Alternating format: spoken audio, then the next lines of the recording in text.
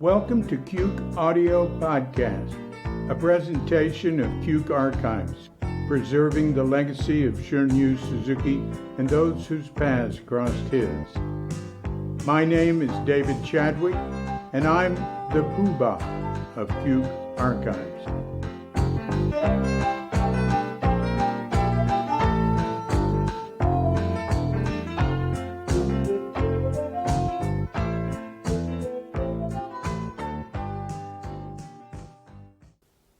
May all beings be happy. May all beings be healthy. May all beings be free from harm. May all beings love life. May all beings awaken. This is the first podcast for Cuke Audio. I hadn't planned on getting into podcasting quite yet, but since so many of us are staying home and not socializing in person, it got bumped up on the agenda, so I've looked into it some. Chose Podbean as the host. I do some amateur song recordings, so I already had good equipment. The Focusrite Scarlett Studio 2i2. I think it means 2 ins and 2 outs.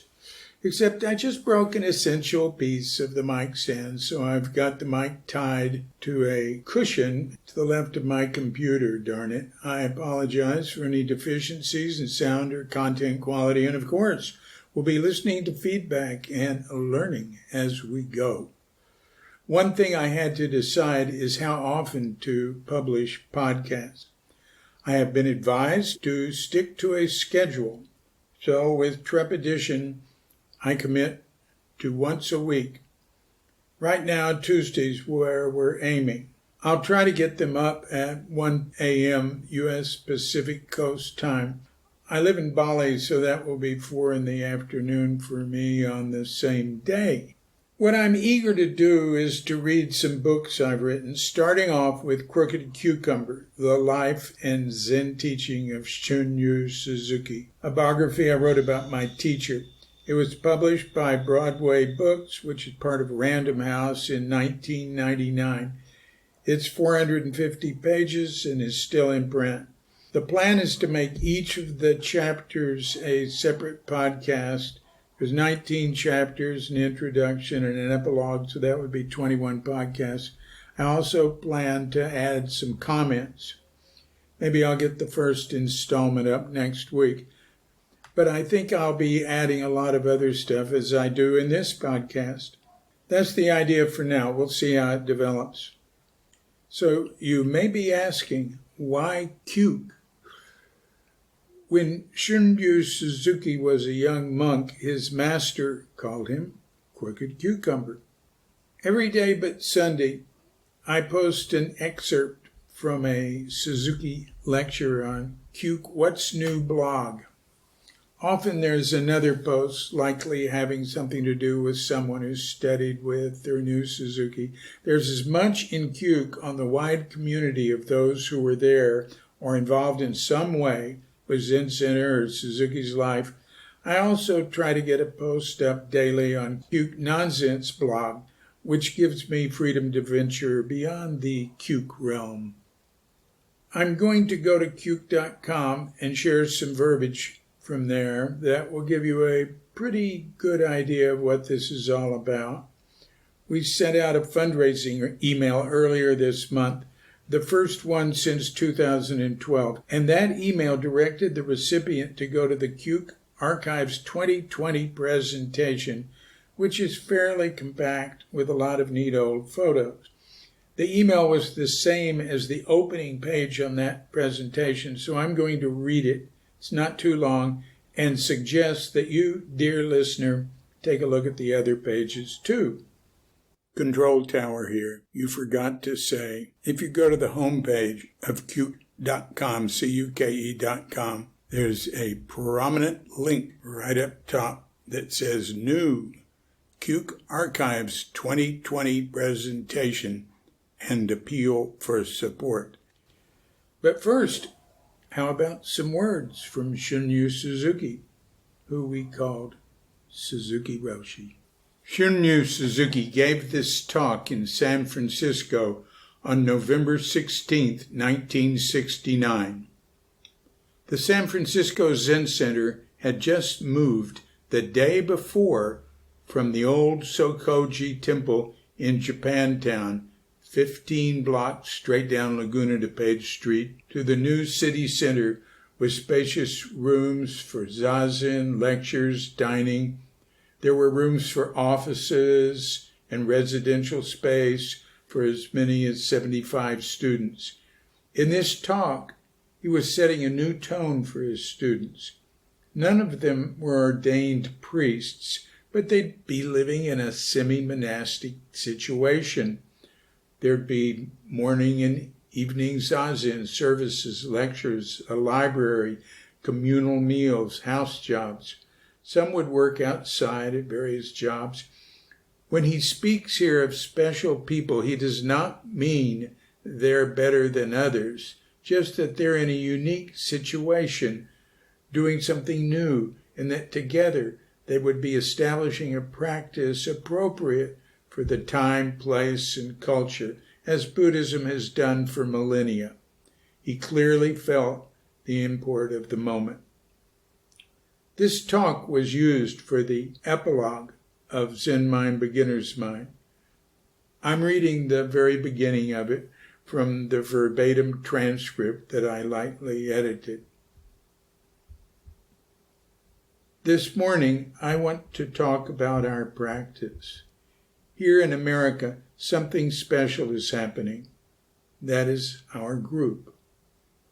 Our students cannot be categorized in the same way we define Zen Buddhists in Japan, because you are not priests and you are not completely laymen. I understand it in this way.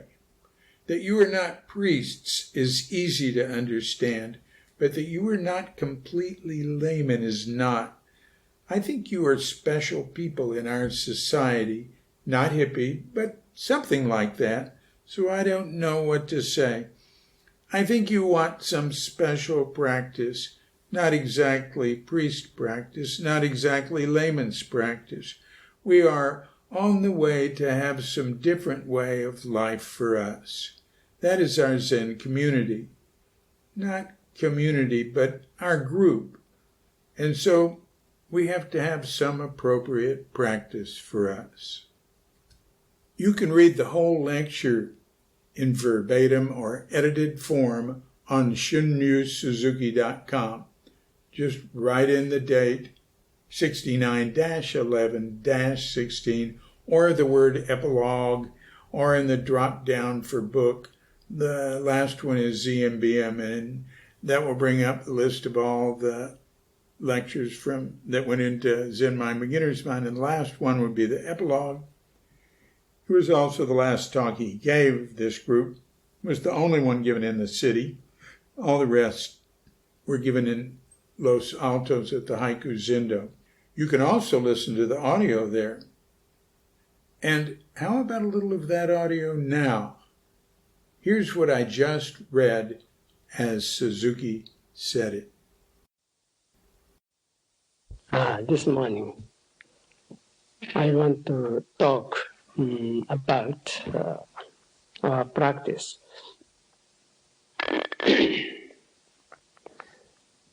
And here in America, something special is happening, and that is our group.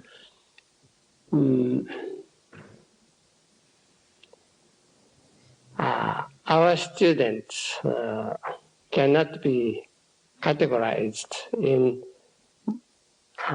the same way we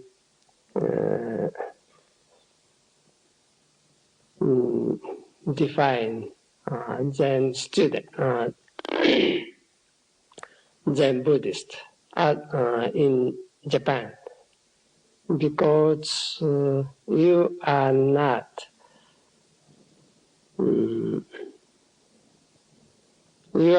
priest, and you are not completely layman.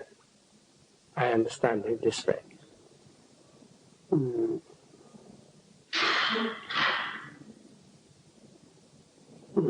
that, you are not priest, it's easy to understand. But that you are not completely layman is, I think, you are special, people in our society.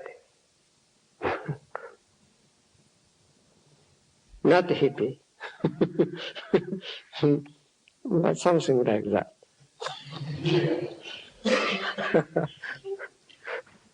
So I don't know what to say.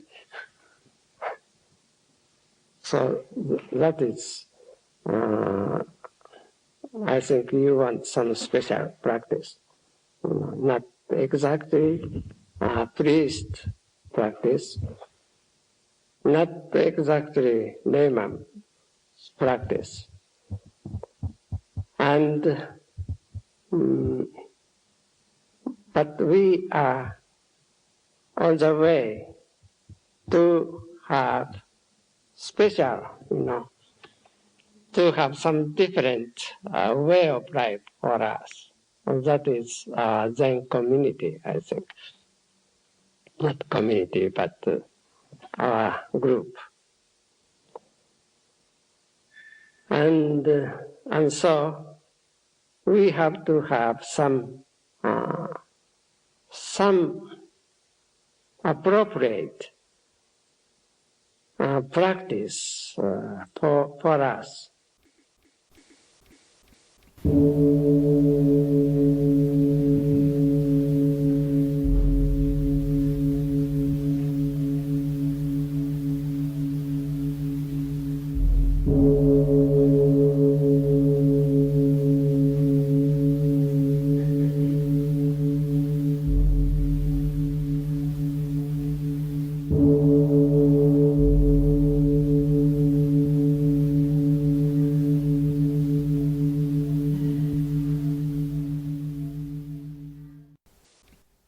An appeal to keep Cuke Archives thriving.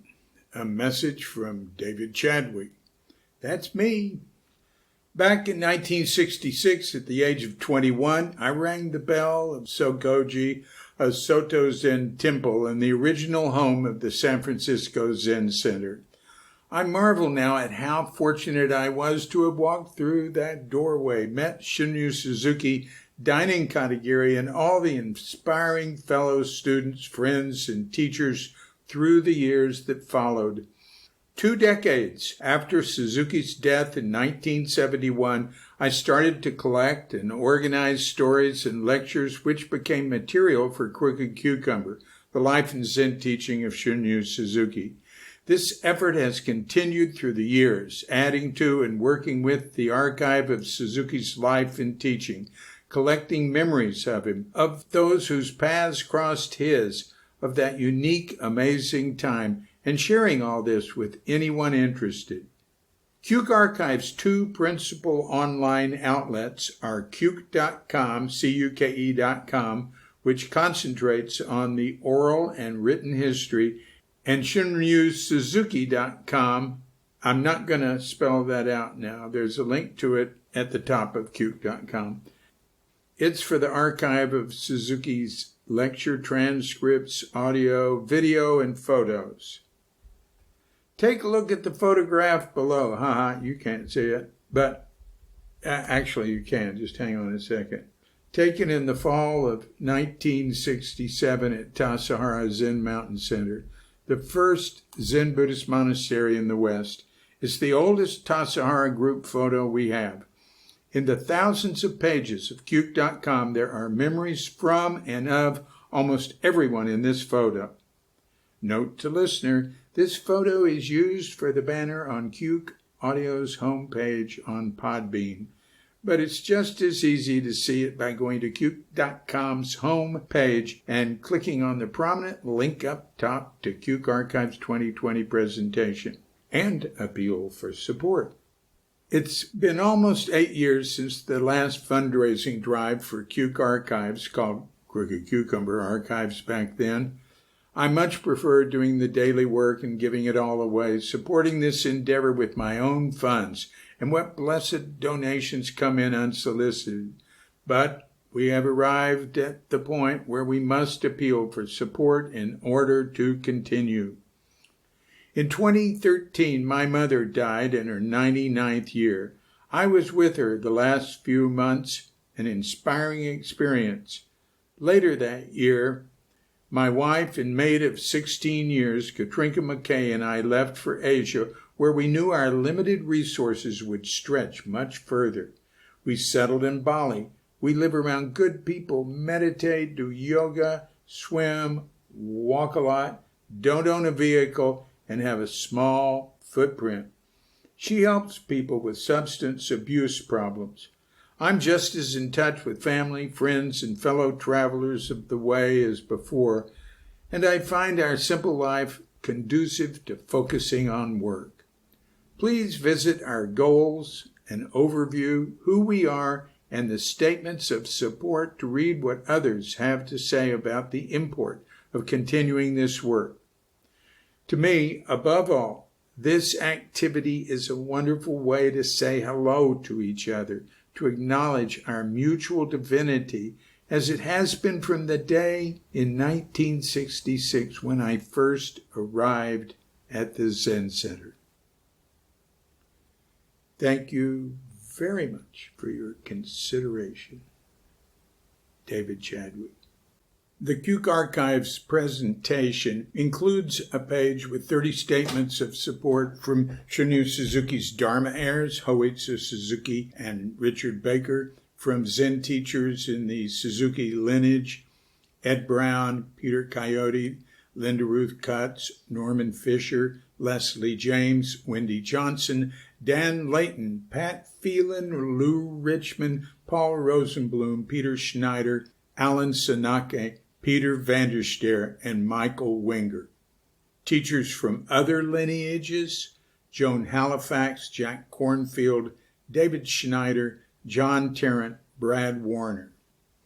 There are statements from Stephen Frost, a Catholic priest, writing guru Natalie Goldberg, poet Jane Hirschfield, Thomas More, who wrote Care of the Soul, East Asian religions professor John Nelson, religion and sociology professor and Suzuki student Steve Tipton, photographer and neighborhood activist Barbara Wenger, landscaper Carol Williams. And they're all writers, most of them published. I'm going to read one of these statements now from Michael Katz, literary agent, Cuke Archives co-conspirator, primary advisor, mentor, and major supporter. This quote from near the end of a New Yorker article about San Francisco reminds me of the value of Cuke and all David Chadwick does. Long before the founding of Rome, the Etruscans measured time by something called the saeculum. A saeculum spanned from a given moment until the last people who lived through that moment had died. It was the extent of first-hand memory for human events, the way it felt to be there then. The concept is useful because it helps announce a certain kind of loss, the moment when the lessons that cannot be captured in the record disappear. The saeculum of people who remember the early days of Zen Center is winding down. The saecula of people who remember early Tassajara days, the transition to Richard Baker, and his years as abbot are thinning out. When the last people who remember what each of these felt like is gone, something more than conventional history will be lost. A Zen Center is all about the experience, what it's like to do the practice, to encounter the teacher, the other people practicing, and where their lives led. Cuke shows the value of that. I think of Richard Baker's statements at Graham Petche's funeral ceremony, even David's Bill Lane dream. I'm just expressing my appreciation and explaining why I continue to support Cuke. During the next piece of time, Suzuki Roshi's saeculum will end, and no living person will remember practicing with him. Let's get this gift, this incomparable treasure, ready for the future. David Chadwick needs our support during the countdown to when those who were there are no more. Thank you, Michael. My Bill Lane Dream, August 8th, 2018. I had this dream last night where I'd come upon one of Norman Fisher's sittings that was just getting over. I didn't see Norman, just a lot of old San Francisco Zen Center students walking out in pairs. He has a lot of old Zen Center students, but the cast of characters in the dream, though real figures in my past and present, were not selected in my memory from his actual pool of students in waking life, or, as Ramana Maharshi called it, Dream 1. Wendy Johnson and Peter Rudnick were near the end of the line, and we hung out some, and Bill Lane was walking next to someone. I can't remember who, can't see the face. It was a guy. And after the pairs dispersed and went their separate ways, he and I stood there talking, and I said to him, "Oh, it was nice to see Bill Lane here." And he said, "Bill Lane's not here. He died." I said, "Yes, I know, but he's here," and was walking right next to you.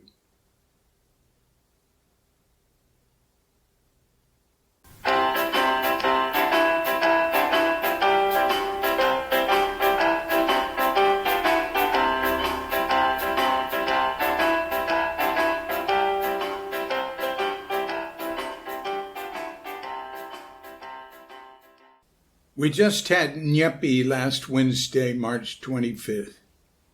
Nyepi happens the day before the traditional New Year on what's called the Saka calendar. It's Hindu and mainly celebrated in Bali, but it's a public holiday in Indonesia. More than that, though, it's not a normal holiday. You're not supposed to have light or fire. It's a day and night in the dark for fasting and meditation. And it's illegal to go out, and there are sentries who can catch you and herd you back home and arrest you if you resist. It's the only place in the world where the airport closes. The airport doesn't have a lot of traffic these days anyway, but living a half hour from it, I know there are some flights. I guess they're cargo. A lot of Bule or foreigners leave or go to hotels to continue some semblance of normal life. Katrinka and I love Nyepi. My favorite thing to do on Nyepi is to sneak out in the dark and look at the stars. Where we lived the first 3 years here, there was a nice big swimming pool at the hotel next door we could use, and it was a walk straight out the door of our apartment for about 50 feet. I'd walk over there in the dark, get in the water, and lie on my back and look at the stars so revealed by the darkness of Bali. Really, everything's dark. Hotels can do what they want inside, but can't cast light out. So it's a rare night sky, like being in the Rocky Mountains in the States on a summer night. Sometimes it's cloudy here for Nyepi, and that's too bad. But sometimes it's clear. That's magic. Everyone cheats, I hear. I do. This year, I went outside the gate and tiptoed down our little dead-end street to the side street and laid down on the asphalt looking up. There weren't any clouds. Wow. Also, I work on my laptop. I have plenty of work to do without Wi-Fi. If Katrinka's here, which she's not, she's in Oregon with her son, and she wasn't here last year either. Anyway, if she's here, we'll watch some flicks. There's no Wi-Fi, but there's electricity. Not everywhere, though. some remote places without a lot of refrigerators and infrastructure that needs it. Cut the electricity too. But we don't have lights on. We use a few candles. And recently I've started fasting a day a week, so all I had was water and a little green tea. Nyepi ought to be global. It is so great. I had an unusual experience that started at the tail end of this Nyepi. Here's a little something about it called Day After Nyepi Bloodbath. Katrinka and I each have a Muslim prayer rug on the floor where we step off the bed. We didn't know they were Muslim prayer rugs when we bought them in Penang, Malaysia, from a charming salesman. Each of them has a little semicircle chewed out of it from when Doggett Bandi was less mature and restrained. For years, I've stepped down on mine with no problem, but in the dark, wee Nyepi hours, I woke and rose to pee, stepped off the bed, stood, and lightning fast slipped and banged my head hard against the corner of my bedside table, collapsed on the floor in pain and shock, dizzy, gasping, groaning. As I gained awareness, my right ear seemed to be ground zero of the disaster. I could feel liquid coming out of it and thought, oh no, did I puncture this one too? I'd punctured my left eardrum last fall before sleeping, and a clear liquid kept coming out of it and continued through the night and into the next day, till the bed was soaked the next morning. It took a couple of months to heal, so I could hear, swim, and bathe normally again. Back to me on the floor, wondering if I'd punctured my other eardrum. I wanted to just lie there and sleep, but I knew I needed to pee, and so sleeping in this condition seemed unwise.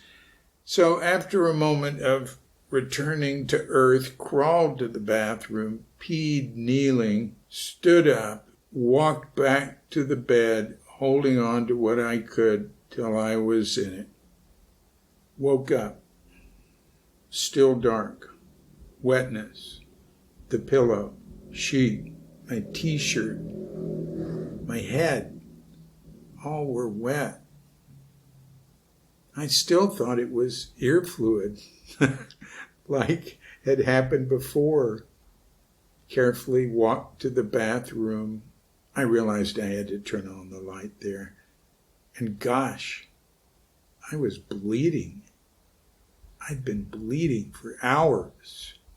My t-shirt was wet with blood, and there was dry blood too. Ouch, pulling it over my head. Blood dripping as I washed it in the sink.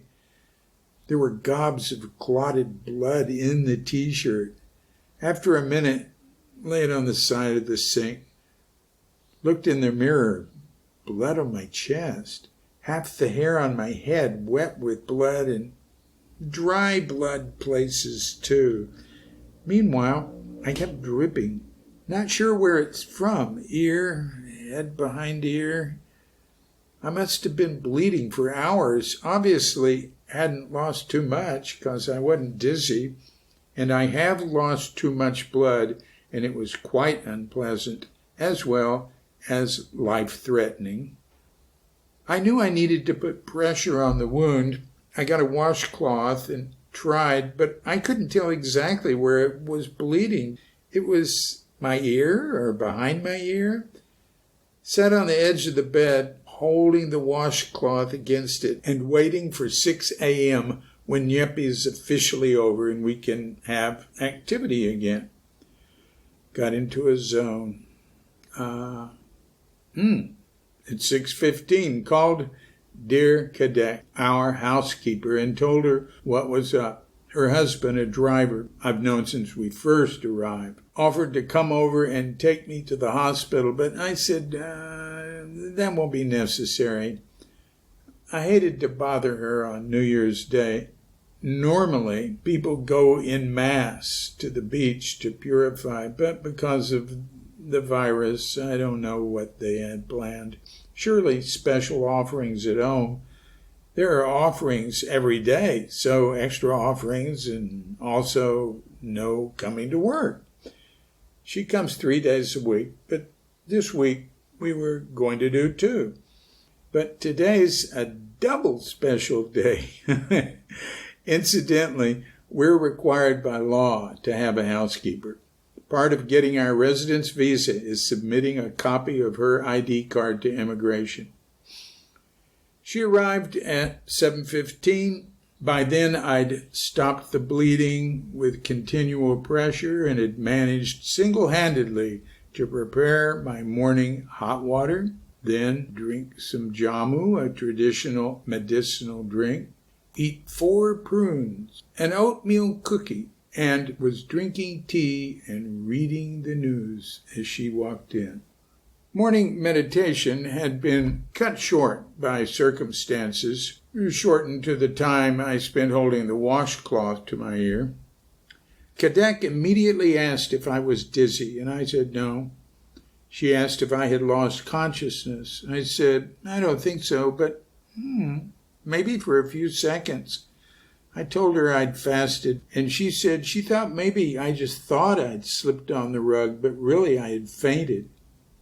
Oh, yeah, maybe so. I never have slipped on that rug. It happened so fast it could have been I slipped, but it could be that I fainted and that smashing my head into the corner of the table woke me up a second later. I remember crying out, taking in that heavy hit, surely one of the heaviest in my life. I laughed, showing her the bloody bed, floor, bathroom, T-shirt. She was cleaning up and I was waiting for 8 a.m. and the hospital to open for regular business. I didn't want to go to the emergency room because I thought it might cost more. She told me that actually this year Nyepi is 2 days. The second one allowing lighting and Wi-Fi, but not going out except to buy food and necessary stuff. She lives 30 minutes from here. She said she was stopped 3 times on the way here by Pechalang, the neighborhood security officers. Not the police, but more important often. She said she'd explained the purpose of her trip, and each time they waved her on. This second day of Nyepi is something new, and obviously in response to the virus. Good idea. I had the last of the leftover oatmeal cooked with banana, dried apricots, and sunflower seeds. We didn't know if I could get a taxi. If not, she could take me in her motor scooter, though I wouldn't wear a helmet with my head like that. I was too weak to walk there unless I had to. It's only 20 minutes away. Kadek asked if I didn't want her to clean some of the blood off me and pointed out it was still bleeding into the shirt I'd put on, a very dark shirt, so it wasn't obvious. She asked if she could bring me another shirt. I told her I wanted them to see all the blood. Used my Bluebird taxi app, and it took longer than usual, but got a positive response half a kilometer away, so I grabbed the essentials, including a face mask, which Philippine neighbor Ivan had kindly given me. Kadek showed me how to wear it, and the driver arrived before I could get out on the street. Only the emergency room was open at the hospital. They immediately brought out a gurney, had me lie on it, and wheeled me just inside the swinging doors. A young woman and a young man with face masks on stood over me. She asked if I spoke Indonesian, and I said I preferred it, but it wasn't perfect, and I was sure her English was better, so whatever she wanted. So we used both. They could see the blood and all. I just told them I'd fallen and that I didn't know exactly what sort of wound I had. They did not ask anything about payment until they'd heard what I had to say, taken a look for themselves, knew there was nothing life-threatening going on. I gave her my card for the hospital, Bali Mandara, and that's all they needed. It will bring up my record there. I was there 2 hours and spent no time to speak of waiting for anything. There was someone with me the whole time. He did the work right there inside the door on the gurney. And we talked some. I had to look a few words up with my iPhone, which was a little awkward, getting my glasses, pulling it out of my pocket while he's working on my ear. I asked him what mandara meant. It's just in names here, names of new government-related things. This public hospital, the toll road. It wasn't in Google Translate. He said he didn't know. It was something positive. So, turned out it was all ear. Kadek had thought it was head too because of all the caked blood. I got 8 stitches. I think 5 in front and 3 in back. He said it was really hard to do because it was uneven. Now I've got an ear wrapped in bandages. They told me not to get it wet and to go to a local clinic for control. This is how they say check up, or in this case, get the bandage changed. There's a nice little clinic, a 20-minute walk from here. Before I left the hospital, the guy carefully cleaned my head and hair off and my neck, so I'd be responsible for cleaning below there. Didn't have to worry about getting it wet or anything.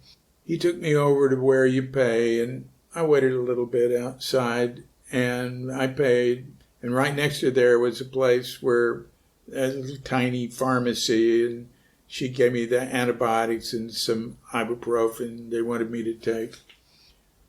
Taxied home, arriving a little more poor than when I left. The 2 taxi rides added up to about $4. Hospital and medicine in the emergency room, about $45. Super nice, modern, efficient, friendly public hospital. Wow. Kadek was almost finished with the cleanup when I got home. I thanked her most politely and told her to go home.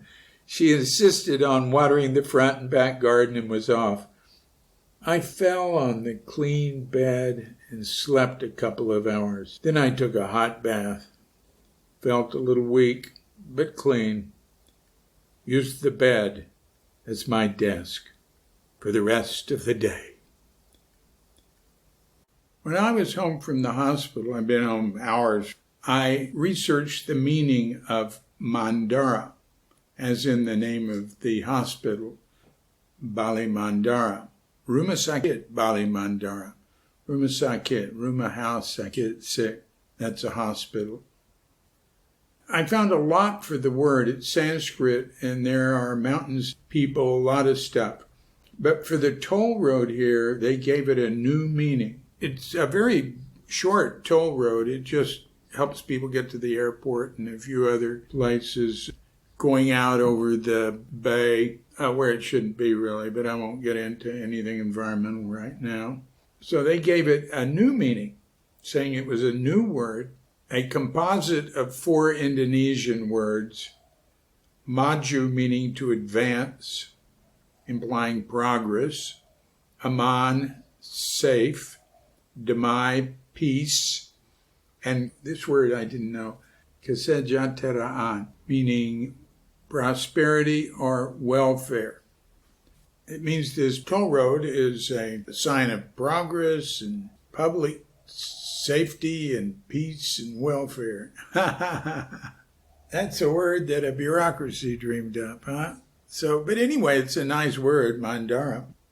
So getting back to the hospital, while I was on the gurney there, getting my ears pierced, so to speak, I wasn't spending most of that time in idle chatter with the attendant who was doing the sewing.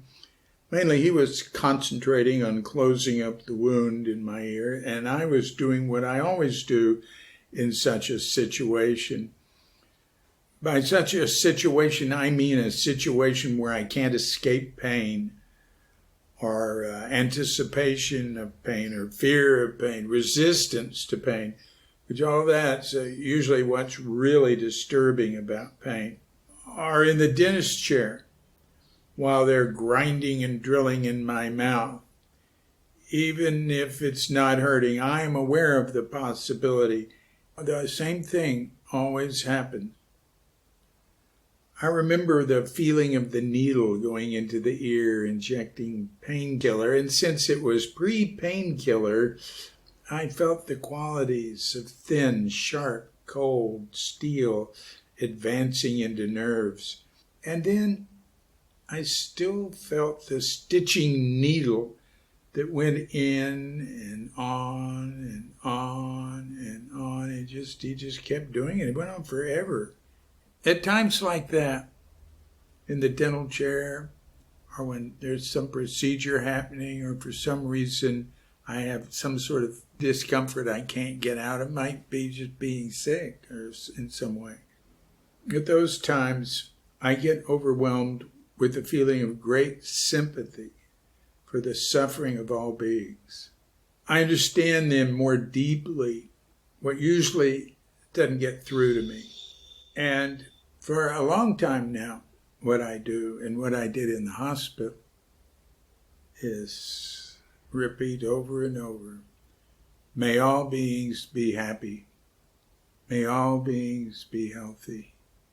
May all beings be free from harm.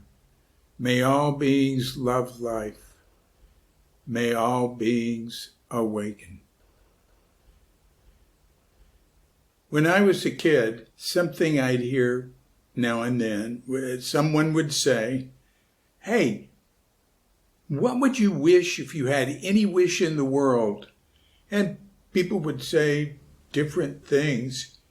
And I always said the same thing. And I don't ever remember deciding to say it. It was just the only thing that ever occurred to me.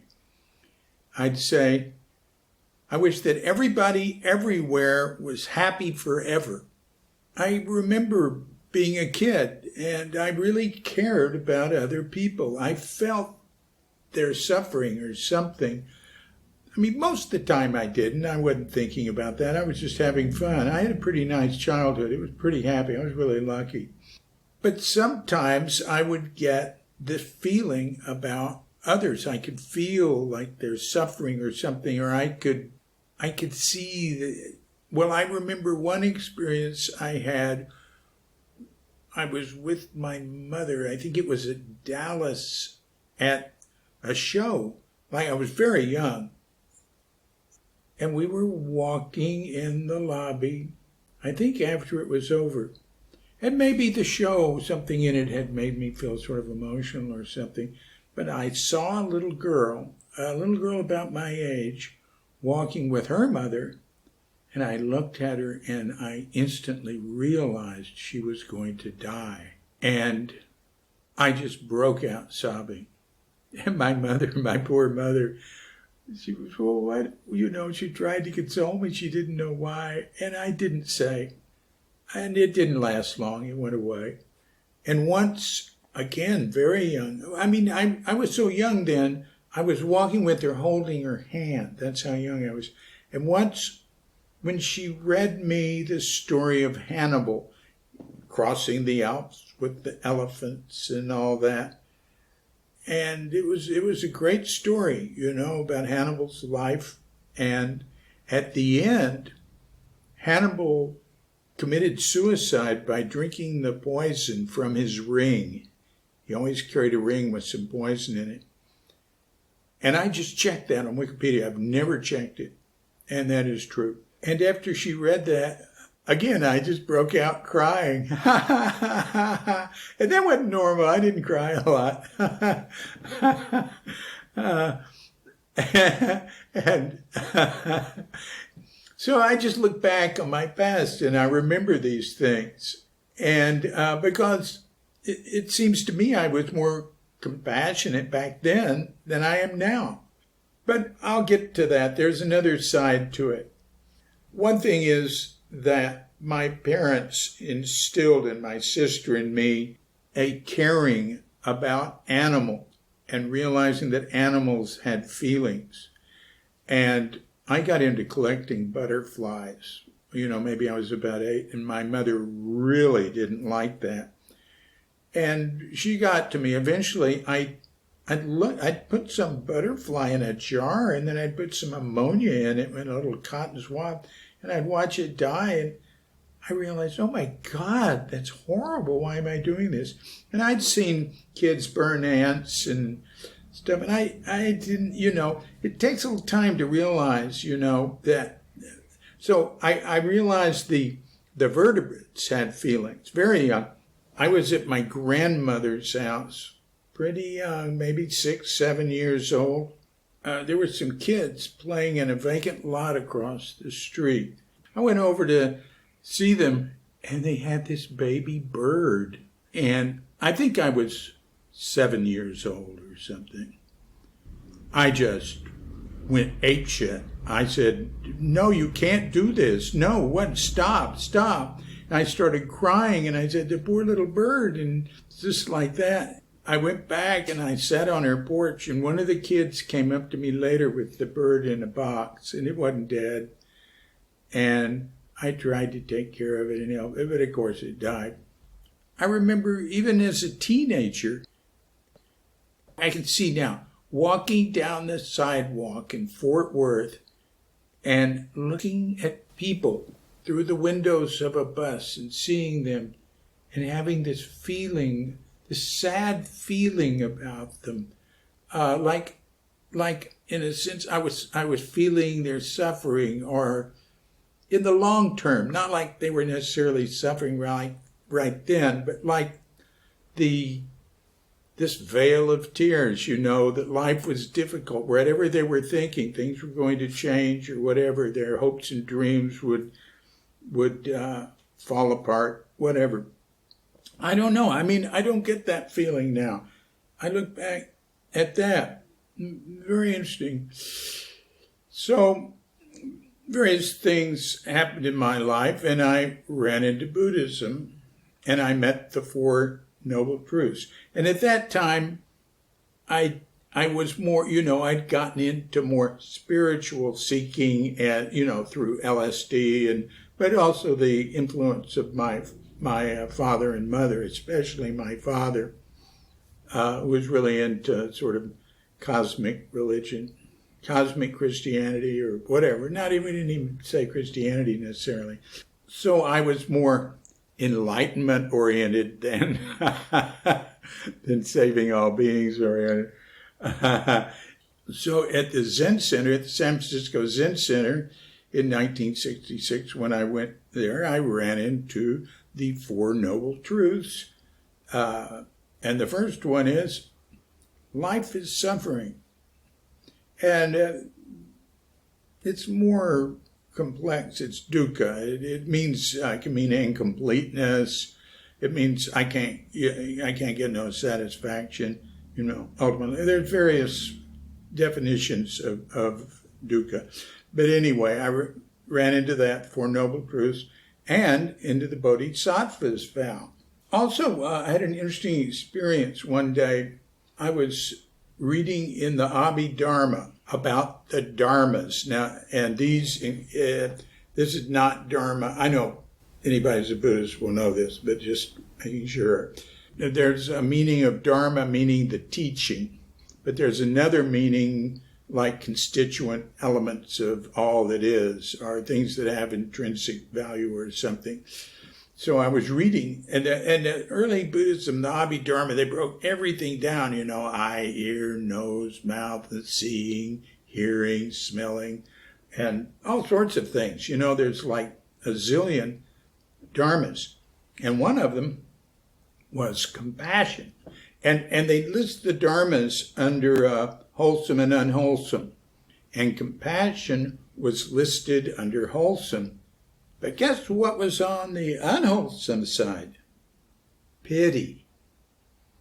And I read that then, and I thought, there's a reason that I got out of that sort of feeling I had when I was younger. It wasn't wholesome. It wasn't helpful. It was just sort of maudlin, or, an occasional, oh, poor people feeling. I can understand it, But I really liked reading that because sometimes you might get the feeling like, I'm not being compassionate, when you actually might be realizing you're not having a helpful type of feeling regarding other people's suffering. At the Zen Center, I got into the 4 vows. Not heavy, and Zen Center wasn't into it heavy either. It was just part of a bigger package, like we chant it, but not daily. Like for lectures, we chant the 4 vows. And then once a month during the Ryaku Fasatsu ceremony, very popular ceremony, it's almost like a musical production. Well, it is compared to everything else that we chanted at the Zen Center. I say the 4 vows in the morning here. Not always. It's not, again, it's still not my major practice, but I do quite a bit. But I say it in Japanese because I studied in Japanese, and also chanting in Japanese, there's less confusion about the meaning.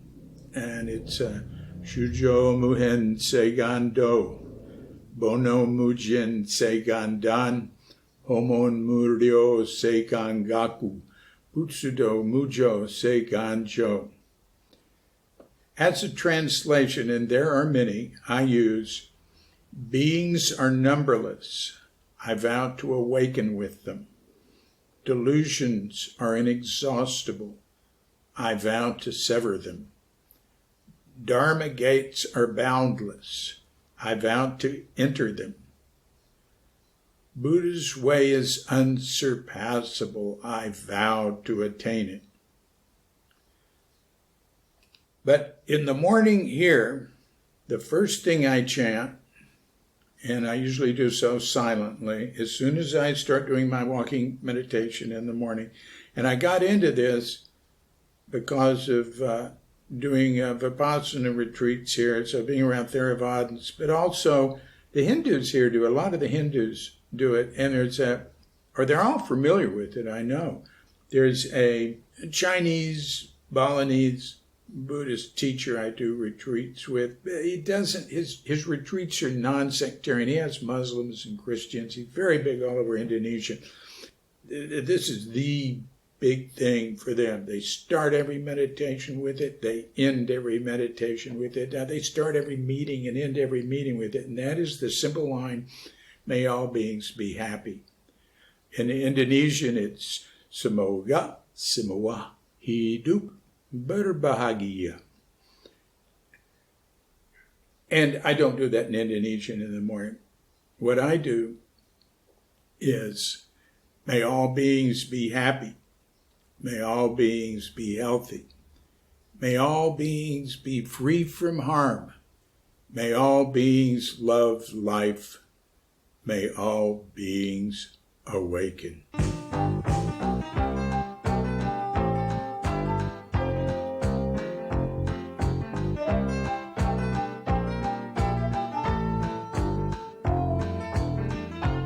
Well, that wraps it up for Cuke Audio Podcast for today.